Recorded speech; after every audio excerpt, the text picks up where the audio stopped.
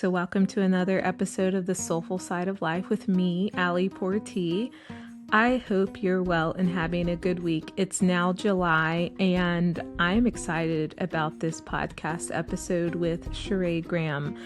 I have known Sharee for a few years now. I've interviewed her before, but in written form. This time it's in podcast video form, and I couldn't be more excited for you to hear this conversation with Sharee. She works for the National Football League, the NFL, for American football. And to be specific, she handles compliance and football strategy in football operations. So she's there dealing with on-field discipline. She's there handling compliance for all 32 teams of the NFL, but her journey is inspiring. She comes from a sports-minded family, and I think that the discipline and the team unity aspects of sports and how her father being an athlete contributed greatly to her desire to want to work at the NFL, to work in sports. She played sports growing up, and then she worked at ESPN doing media, and she was a contributor at ESPN. From there, she went on to the NFL, where she has been able to soar, and she's on the executive team leading at the NFL. So I hope that you find this conversation inspiring. I hope that you find it a blessing, that you take away something that will impact your life. I was touched by the faith aspects of how her faith guides her, how sports and team building guides her, and how she's leading at one of the largest sports organizations in the United States and now the world, because in this upcoming NFL season, which starts in September, there'll be 9 games played internationally from the UK to Australia to Brazil. So Sharee's a part of all of it. Enjoy this podcast episode and be encouraged and be blessed. Sharee, thank you so much for joining the podcast. Thank you for having me. It's always great to talk to you. I know it's been a few years since we've spoken, so. It has. And the last interview was written form, so I'm really excited to talk to you in video form. Yes.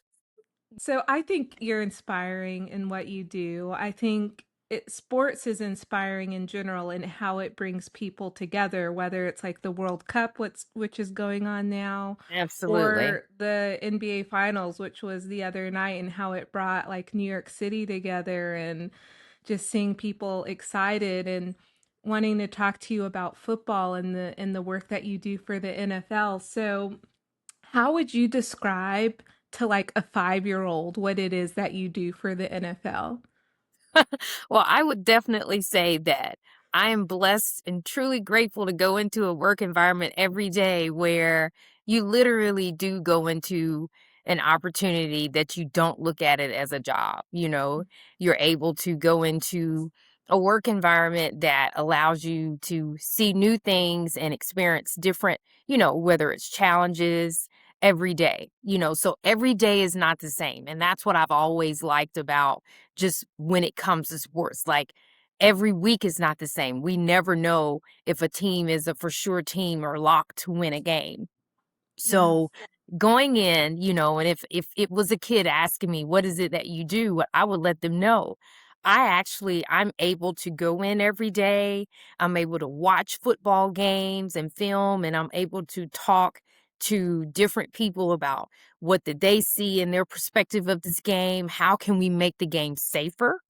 Of course, everyone wants their child to start even from the Pee Wee League of playing football, whether it's flag or whether, it's tackle football. And, so things like that we're, a 5-year-old would understand. Like, I'm there to help build our game and make our game safe. So you as a 5-year-old can actually go into this game and say, this is something that I love to do. And I would like to grow up, being inspired to do this, so Yeah. that is something that I would tell a 5-year-old. I'm So there to actually watch and make this game safer and better every day.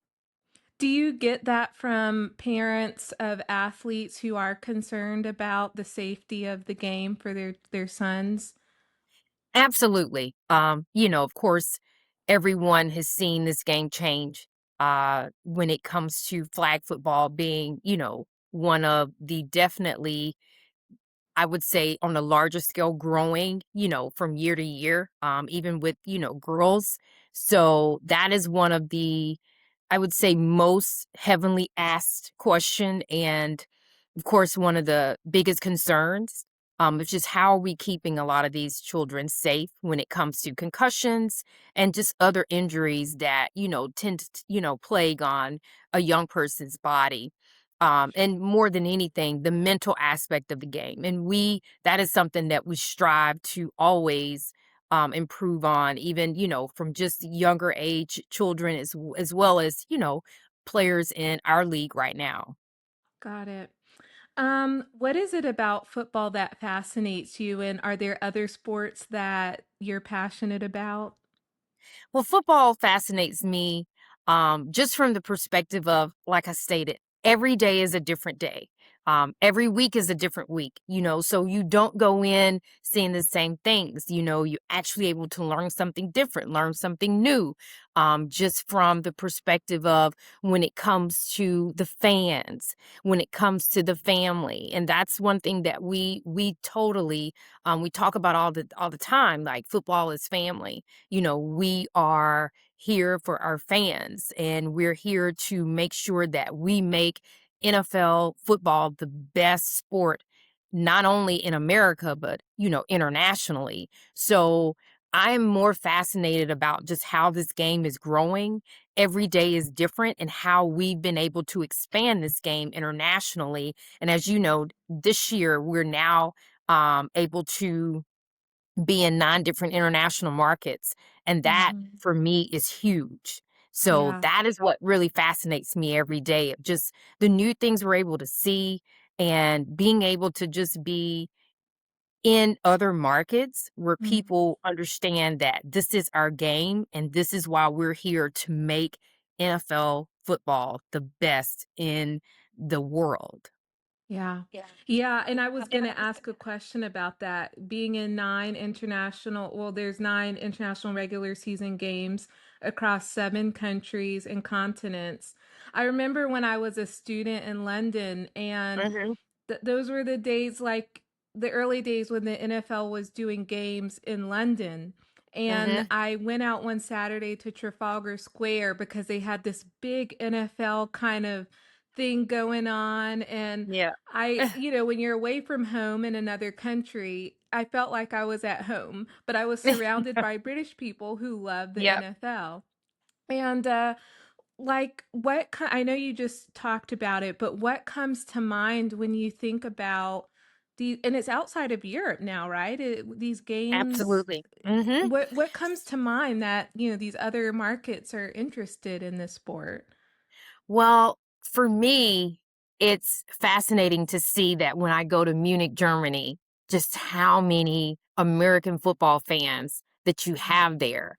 Yeah. And just the fans of these teams that are playing in the different markets that actually come, just to see their team play in a different country. Yeah. So, what fascinates me more than anything is that, they want to learn more about American football. They actually, they have just different things that we've heard from fans is that, this is something that they've been looking forward to for a long time because they've actually been able to come to the United States and visit as well as, see some of their favorite teams that they're fans of. And so now that their team is actually coming to their country, to their land, and to their soccer stadium, they're like, this is awesome. This is great. Like, you have no idea how many years we've been waiting for this. Yeah. So, in one of the areas, as you know, which is a new area for us this year to venture out in, is Australia. So you have so many people on board that's really excited about that game, and as well as Rio this Yeah. year. So, London, like you said, is one of our staples. I'm Yeah. actually in London for the games this year, so I'm excited about that. But, when you branch out to these other areas in these other international countries, it's so exciting to see the fans that are like really into American football. Yeah. And entering like Australia and even Rio, these are like major rugby Right. strongholds, I feel.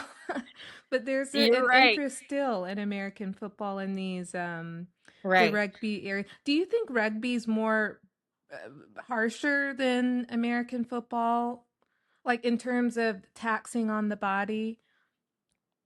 Or I maybe wouldn't American know football is if more. I would say it's more harsh. I think that Mhm. both sports, have their because it's contact, you know what I mean? Mm, So both sports mhm, have their, risk involved when it comes mhm. to a player getting hit. And anything dealing with, head injuries is always serious. So, but I think that, the training of both sports is very rigorous. We do know Mhm. that. And, these are athletes, so everyone has their level of just how much they train and how hard they work to be the best that they can in their sport. So Yeah. it's just, two different sports, but we all know that contact is contact. So Yeah. yeah. Yeah. At what age do you recall imagining doing what you do now? Or as a child, did you want to work in sports? I did. I grew up in a sports family, so it was one of those that my dad always made sure that we knew we Okay. knew what was happening, in the college football world and the NFL. So, and my parents are great. I'm truly blessed, to have my parents in my life. My parents have been married for 48 years now, so I Wow. have to give them a shout out because it's one of those that my mom and dad, again, just being from a sports family and my dad playing baseball, like it was always, we learned about every sport and we just loved, my sisters and I competed in school and of course, did What did you sports and play? everything too. So, well, one of my sisters played softball, but we all Okay. cheered and everything. So it was one of the things that we loved. But growing up in a sports family and being avid college football fans, and NFL fans, that was always something that I wanted to do. And we all like took different venues, as far as our careers. But yeah, that was something I always wanted to do. Yeah. I think almost every high schooler should play a sport. I don't know, it teaches you time management and teaches you Right. team building. I played golf, so not so much team, like Right. yes, there are teams, but it's just different. But still, it I found myself to be more organized during the season than the off season because Yep. you have to really be like organized when it's season time. But yeah, there's Right. just something about playing sports that makes a person, it just helps. It adds Yep. value to your life. So, And not only that, one thing I always refer to that, again, I'm truly blessed, with my parents is the discipline, you know what I mean? And mm, accountability. Because even mhm, as adults, as we grow and even throughout our college years, it was always that discipline and accountability, not just with sports, but with everything that we did. But that was one of the main things that really drove us, yeah. to want to be better and everything that we did, even in our education studies. So, yeah, Hmm. and that was the biggest thing. Like, in order for you to do this, you also have to be disciplined and accountable in your education as well. So, that was big Yeah. for us. Were you watching the NBA finals on Saturday? No, I was not. Okay. I was not watching the finals on Saturday. Wh- Are there any other sports that fascinate you?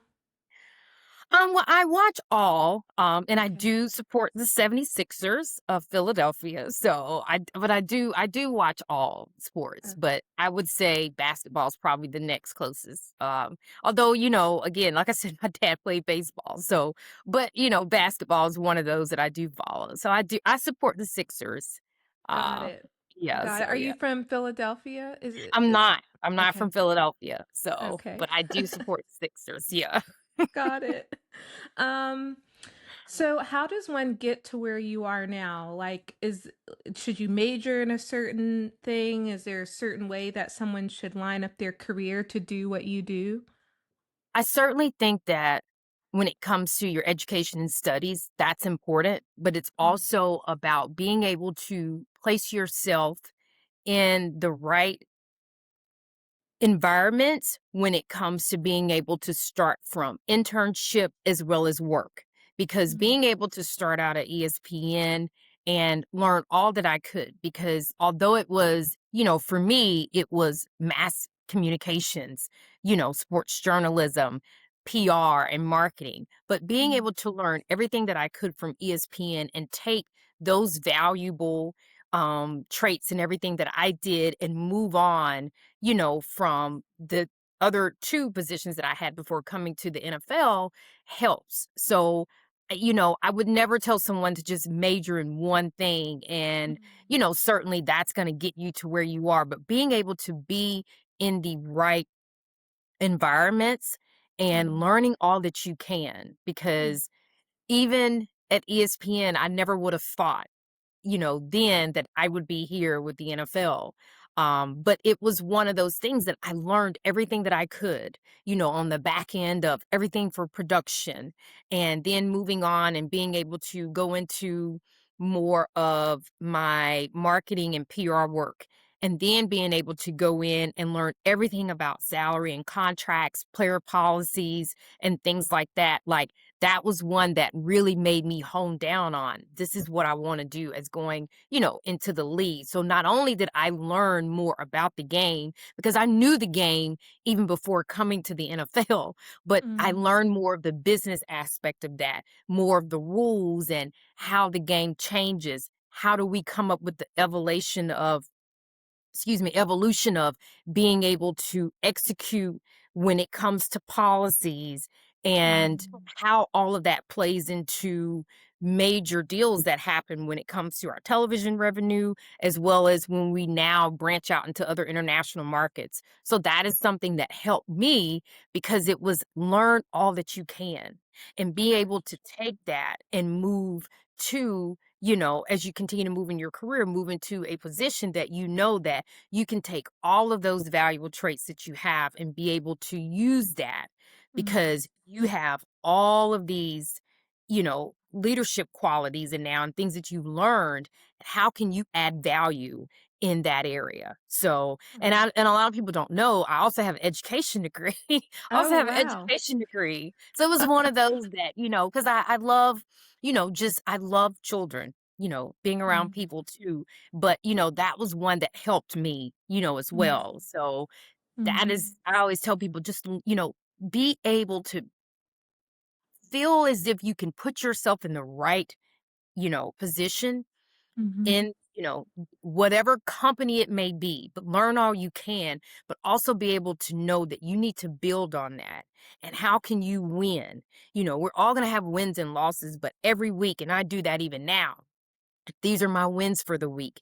What can I do to add value? How can I get better? Those are important things to always know, because and one of the things that, and my parents, have instilled in my sisters and I is, how you treat people means a lot, than more mm, than just what your resume looks like. What are mhm, you doing, as far as how are you treating people? How are you walking into the room, and mm. being able to know that this is what I'm here to do, and this is how I'm gonna sell myself. Yeah. So, For sure. It's all of those factors to for a person to reach success. And mhm, the thing I like about the American system is that we may major in one thing and do something completely opposite. And yep, I think the one of the main keys to success is being kind and humble and yep, being hungry for learning and staying kind of ambitious, and God will get you to where you're supposed to get to. Um, absolutely. And yeah. that's one of the things that every day, and it's, as when we did my interview a few years ago and we talked about my faith, and that's one of the things that every day that I talk about is that, you know, just God's favor, Mhm, not only his mhm, favor, but just mhm, the grace that gets us, to where we are today. How can I mhm, be a blessing to other people? And that is like my biggest mantra. Like, what can I do and how can I be a blessing to other people? Knowledge doesn't cost you anything, mhm, and helping someone, that's what I love to do. mhm. So, Indeed. Yeah, I don't know how people do life without God, yep, but it's everything, and it's everything. him ultimately guiding all of our steps, and Yep, giving us skills and talents. So when the NFL is in season, what does a typical day look like for you? Oh, wow. A In typical season. day from when I get up in the mornings to when I get to New Yes. York. Oh, wow. Well, those mornings start at 3 a.m. Oh my 3 goodness. a.m. And yeah, so it's a roller coaster, but I will say it's fun, and I'm one of those people. I always tell people, if you are a fearful person, or if you're a shy person, or if you're a thin-skinned person, this is not for you. Yeah. So, but my typical day, it, and again, it changes every day. So, it is, of course, coming in and being able to just, okay, so we're talking about during the season. Okay, of course, we're going through games, and just being able to look at different reports. So for me, managing the uniform inspectors and all the great things that we see on the field with guys in their uniforms and their socks and things like that. So, and of course, the on-field discipline of our appeal hearings. So being able to get through those, and of course, watching film. So that's what I love to do. As anybody who reads my SG's NFL Wire and watching film, and just, I would say, knowing that every day it's how can I build on something new as we move forward to the next week's games. So, Mm, because as you know, every week is different. You can yeah. have an undefeated team for what, maybe 8, 9 weeks, and then you may have that game on Sunday, and this team is no longer undefeated. Mhm, So, mhm. but yeah, so it's just preparing. It's more repetition for us during the week. Just preparing. Game by game, week by week. When it comes to just what we're doing on our day to day. So, but it's incorporated with meetings. It's incorporated with, where am I next? Am I in London next week, or am I back, in Kansas City, things like that. So, but, most importantly, it's incorporated with, you know, how can we get better? Every Sure. day, every week, how can we get better as a team? How do we Mm, win as a team? And mm, most importantly, it comes from our leadership. And I'm mm. very grateful and thankful to be, under the leadership of Troy Vincent, which is our EVP of football operations. And learning from him and our senior leaders is awesome Wow. every day for us. Wow, that's amazing. Mhm. Are there any challenging parts to your job and how do you overcome?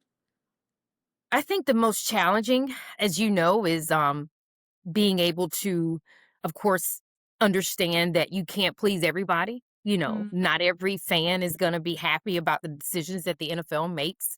mm, And, not everybody is going to agree with certain decisions that happen that will affect everyone from a, overarching aspect of the game. But we make the decisions that's best for, our business model, mm. and that's best for, the players. These guys Sure. are out every week putting their bodies on the line and, Mm, delivering a fantastic game that people love and see. So, mm, so those are the things that I think is challenging, and that you just, you take, and people understand that, hey, it's the business of it. You know what I mm. mean? So, but that's always been good for us. It's just understanding everybody's not going to agree and everybody's Yeah. not going to be happy, but we make the best out of it. We take, the feedback that we get, and we move forward with trying to make things better. Got it. Um, as you drive strategic football initiatives and manage compliance, how are you able to balance vision with execution?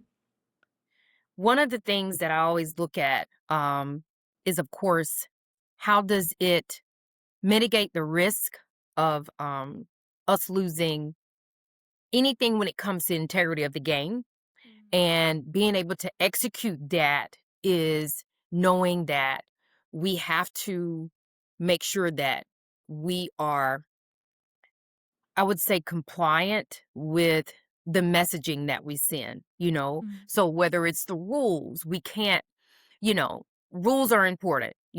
So we can't feel as if this is the messaging, is that, okay, everyone has to adhere to this rule. So if it's a new rule when it comes to, okay, all players must have on their team colors for their socks, but then we bend the rule for another team and everyone sees that, then what's the messaging for that? So are we compliant with making sure that, we're staying consistent with our messaging and being able to execute that, so Yes. it's not showing favoritism, but it's actually showing that, we understand that everyone is looking at this game. Everyone's looking at what we're doing, Mm, so and it's important that it's like we have integrity and we're fair. And that mm, means a lot, so that's sure. how I look at the vision of the integrity of our game and not losing that integrity, but being fair because you want people to see what we're doing and you don't Mm. want them to ever feel like we're losing integrity of what we're actually putting out. I see. I see. Now that it's off season, what are your Hmm. days like? We were talking before the call that you're Yeah. actually busier now in off season It than is. It's still pretty on busy. season. I mean, of course, for us, every day is planning Mhm. for the season, getting our game day um, assistants ready for the season, and just looking forward to just what we're looking to accomplish.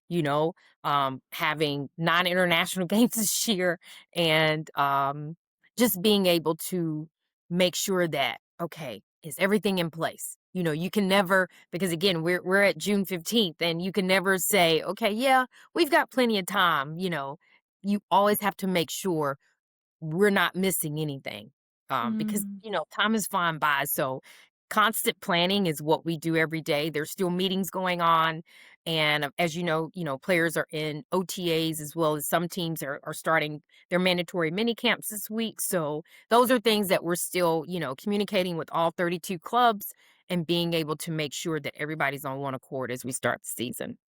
got it. Do you manage to get some personal time? You work a lot, you work hard, but how important is having some time with your parents or a week off or I some do, days I have off? a work-life balance. Good. Well, don't get much as far as weeks off, but I do have a work-life balance, so I That's do. So good. that's one of the things that I do make sure that, I take time, Sure. and, I get down south to see my family. So, Yeah. yeah. It's important. Okay, Yeah. 2 last questions. Um, Black women have made increasing strides in the sports industry over the last years. What's your advice to Black women in sports and just Black women in general, maybe just women in general, who may feel challenges in their workspaces? How do you keep moving? How can Black women keep moving amongst challenges that they face in the workspace? I would say that having an ally, um, is always great. And you have to have an ally that you trust Mhm. and that you respect and that will give you that wise counsel. The challenges that we face, I think those challenges only make us stronger and allow Mhm. us to grow. Mm, And when I say grow, I mean growth in understanding that it's okay to have that feedback or criticism that you may get because mm, you look at that and you say, how can I use this and build off of this and grow? mm, So that helps. But an ally and having that person that you can bounce things off of and that person that's going to go and cheer for you and be present, that makes a huge difference. And I always say being present means everything to me. It doesn't cost me to be present and be there for someone. Oh, this is what you're doing. I'm there. I'm going to be present for you. I'm going to be that ally for you. I'm going to give you, constructive feedback, and I'm gonna make sure that I have that positive energy no matter what things look like. Do not mm. allow your heart to grow weary. Yeah, Always do what's right. And yeah. that I feel like is what's right. Being present and being there for each other, but having an ally that you Mhm. trust is huge. Yeah, and supporting. It Mhm. takes a lot of growth to get there because in the fashion industry where I'm in, entertainment, I feel that there can be that competitive, jealous edge, which I'm sure is also in sports. But Mhm. I think if, especially women, if we can get to a place where we're supporting and being an ally for each other, Mhm. it's when we're supporting each other, it's such a beautiful thing. Absolutely. instead of being jealous of one another. Uh, Absolutely. Last question. What would you tell your 18-year-old self? I would tell my 18-year-old self to certainly look at the scope of uh when you start saying, okay, I want to be a sports attorney. Okay, I want to be a sports journalist. Okay, I want to be this. I would start off knowing that, okay, your major is going to change 10 times like my did, so, and it didn't, I mean, I didn't really veer off, from that, but it was one of those things that I was so, like, I was like, I'm gonna do this, I'm gonna do this, and as you get more into your coursework in undergrad, it was like, okay, I don't know if I want to do this anymore. Like, do I really, now do I really want to go and take the LSAT and then got to go through 3 more years of law school, or would I rather do this and go and get, my master's in communications and say, okay, this is all that I'm going to learn, so because you Right. don't want to box yourself in. And that's what I Sure. think I did. I boxed myself into this is what I really want to do. And then when I changed it, Mm, I know my parents, they were like, hey, you're on a 4-year plan, buddy. You know what I mean? Like, this is yeah. my mom and dad was like, 4 years. We're not Yeah. going through 5 years of undergrad. You're on a Right. 4-year plan. So you got to Right. get it together. And my mom was like, you can have 3 different majors, but you're coming out in 4 years. So, Yeah. listen, I learned a hard lesson. They sent me to Maymester, summer 1 and summer 2. Wow. I got out in 4 years. Wow, they were determined. Yeah. Yeah. You can't become a career, or how's the term? A career Yeah. student or Absolutely. So I would tell my Yeah. 18-year-old self, don't stress about your major just yet. It's Yeah. gonna change. It'll eventually Yeah. change. So yeah. Yeah.